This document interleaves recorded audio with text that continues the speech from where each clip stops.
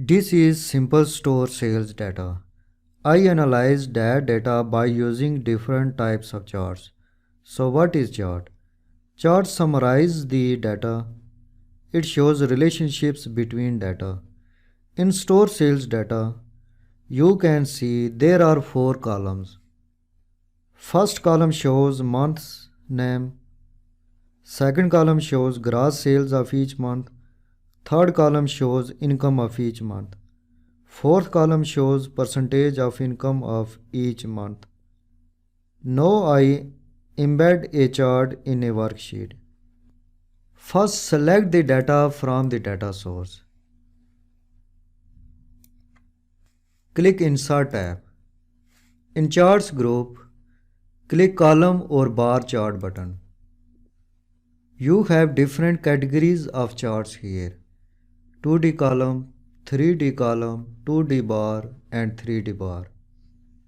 First I select column chart. Press mouse and adjust the position of chart. Column chart displays values in column. The height of column determines the data values. Again click Insert tab. In Charts group, you can see there are 3 types of 2D columns.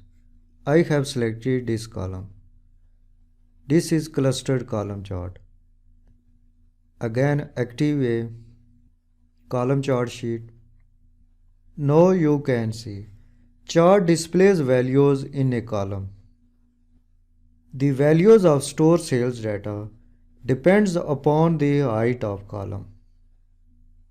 You can see chart displays month name in horizontal axis. Gross sales and income values are in vertical axis. Blue column shows gross sales values and orange column shows income values.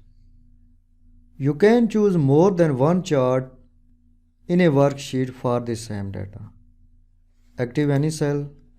Again select the data. Click Insert tab.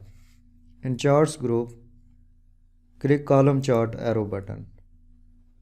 This time I select 3D column. Press mouse and drag down. You have another chart for the same data.